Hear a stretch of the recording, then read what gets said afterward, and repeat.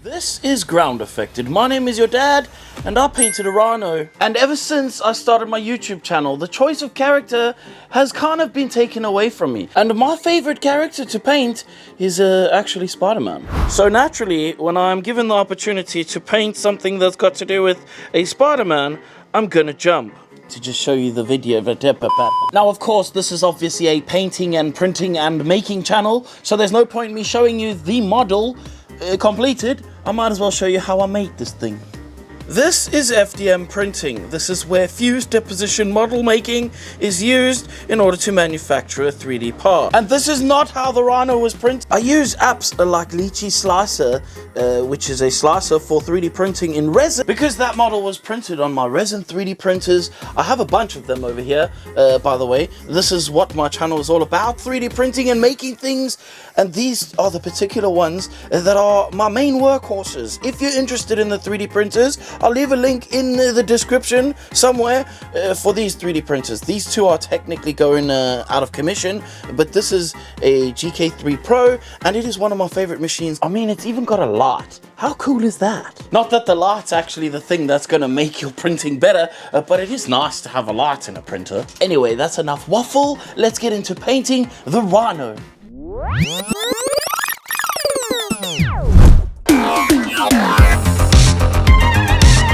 Now, the only true way to start a Groundeffected video is to start off by doing the absolute wrong thing completely and having to start all over again. And that's because I used the wrong paint to paint those letters for the bank on the base. I decided to use Montana Spray Gold paint. It's a chromey paint and it looks absolutely epic. Always use it if you can.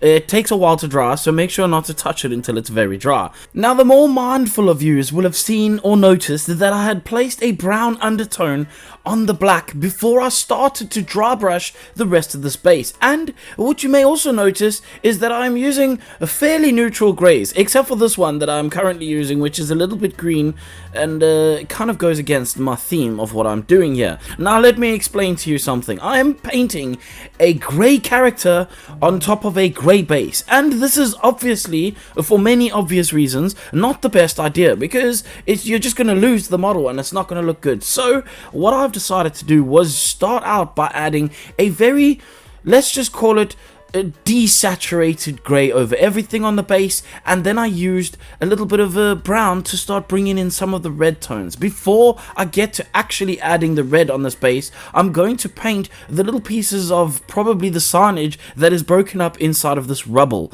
And after I've done that, I'm going to then paint the little clock pieces and the other little metallic pieces on the base with a dark silver. After I've done the dark silver pieces, I'm gonna then paint some bronze over to some of the bronzy kind of looking parts. Those are all the metal pieces practically done on this base, and when I'm done with those metal pieces, I'm gonna come back in and start adding the tones that I need to add to this base. Remember I said that it was desaturated? That means that I can now come in with something like Rhino Flesh Shade in the shadows, and I can loosely spray this over certain areas, and while doing that, I'm building up a warm tone to the base. It's red is warm. Just think of it like that. Anything hot is going to be red in general. So this is how I'm making the base look warmer. That is because I'm going to make the model of this particular piece colder, and that's how I'm going to separate the grays on this model.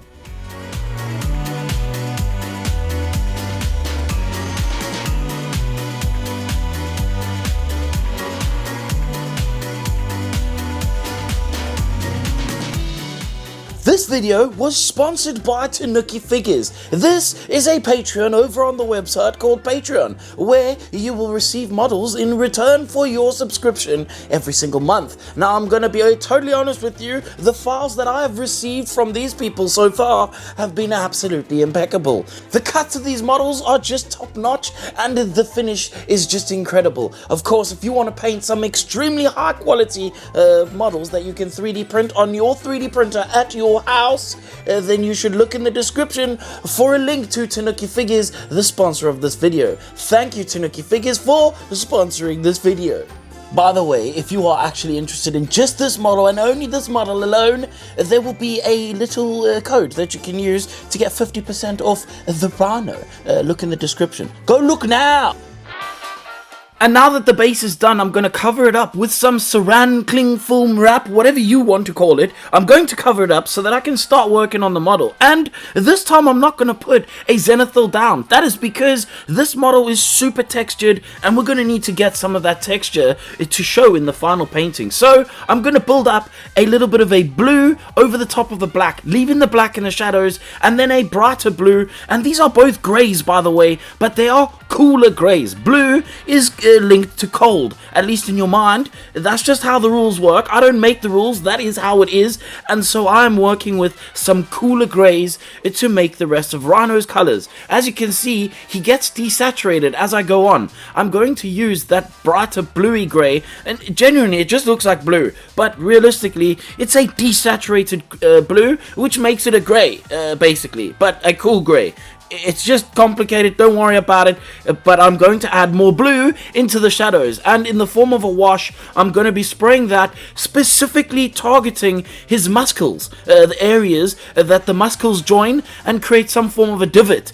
By spraying over those, even the overspray doesn't matter, but by making them a little bit darker and deeper, it makes them look like they are bigger. And this is a way that you can use to make it look like you have more depth in your model. Now I'm going to come back and paint his nails. Now I'm going to be totally honest, I was not given a render, or at least a full color render of this model before I started painting it. So all of this is just off of my own back and how I thought this model should be painted. Spoiler alert, it's pretty dang close to the render. Thank God for that, because it would have been a bit awkward if I painted this and then received a render and it looked totally different, and my whole thing is to try and aim for something like the render. So getting back to painting the model, I'm going to use Dectan to paint all of his nails, toenails, fingernails, and his horn. And the only thing I got wrong on the render, by the way, is the fact that I painted these eyes as well as I painted his fingernails, and they didn't actually make his fingernails different color, which I think is wrong, but that's only a render and it doesn't actually matter, and you can do whatever you want. Now, it's not often that you would see me using masking tape to mask an area. In fact, I actually hate doing this process because it is so time consuming, and if you make a mistake, you're gonna have to come back and do more work again. And I did make a mistake because I missed a little piece on his horn, but we'll get to that later. Anyway, I then painted the skin tones in the exact same way that I normally do, and that is to set them up using the Pinkle method. And when I was done with that, I used the base color of Brown Rose 50-50 mix in my airbrush with water, just plain water out of the tap, by the way, and then I sprayed that over the top of the Pinkle mix. I am then going to come back with a slightly brighter skin tone and start to build up the tones of skin, but bearing in mind that these skin tones lose some of the saturation, so to bring that back in, I use a bit of Orcish Dermis at the bottom of the shadows, or from the bottom of the shadows, however you want to look at it. It comes into the shadows and it just helps to bring the life back into the skin. I then unmasked it, and as you can see, I happened to miss a spot on both of the horns, by the way, and this is what happens when you mask things, and this is why I don't like masking things.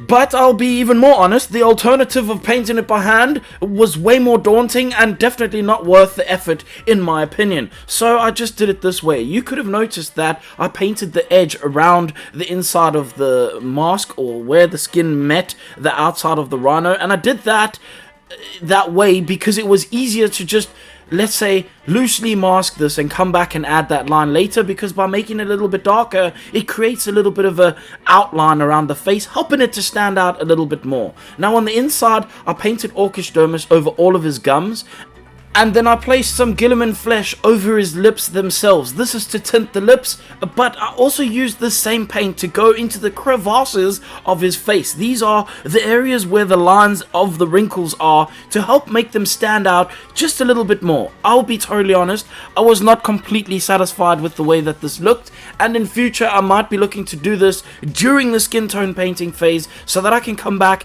and kind of disguise it a little bit, because it did stand out a little bit too much in my opinion. I then took some black and painted the dude's eyes, and this is an important part because you need to make sure that there is black inside of the eyes before you paint the whites. And while that was drying, I then took the time to paint the teeth. Now with teeth, it's important to leave a little bit of a gap around the teeth so that you can differentiate between the shape of each individual tooth. Now this gap has to be a very specific size, and genuinely you want to push this as small as possible, but obviously the smaller you get, the more chance you have of running that white into each other tooth. And when you do that, then they look a little bit weird, and I had a little bit of that happening, but if you don't look at it, I won't tell anyone that that happened.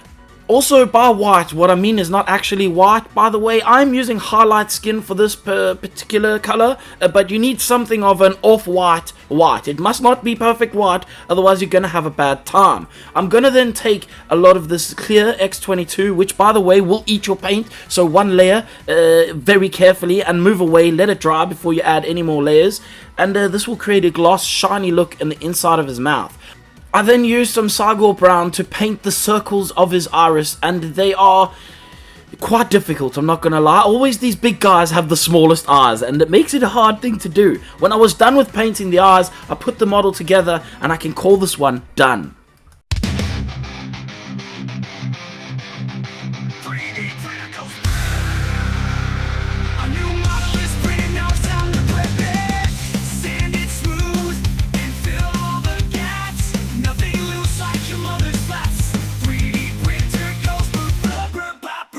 I hope that this video gave you some insight into what it needs to be done to paint a model, and if not, I just hope it gave you some inspiration to get started on the next project or your first project, whichever it is. Ideally, at the end of the day, just get started is what I'm going to say. But very importantly, while you're here, I need you to click the like button on this video, share it with someone, preferably your gran, and realistically, let's get the likes up on the video. Put some comments in the little square box that YouTube gives you to put some comments. And I also want to say a massive thank you to my Patreons, obviously, because without them I wouldn't be able to blind my eyeballs with the lights of the Patreon. And then also a thank you to the sponsor who helped to keep the lights on during the making of this video. Now it is an important time of the video. This is the most important time. It's the time when I tell you that if you don't like anything you saw in this video, I really don't care, and you can kindly just f*** off.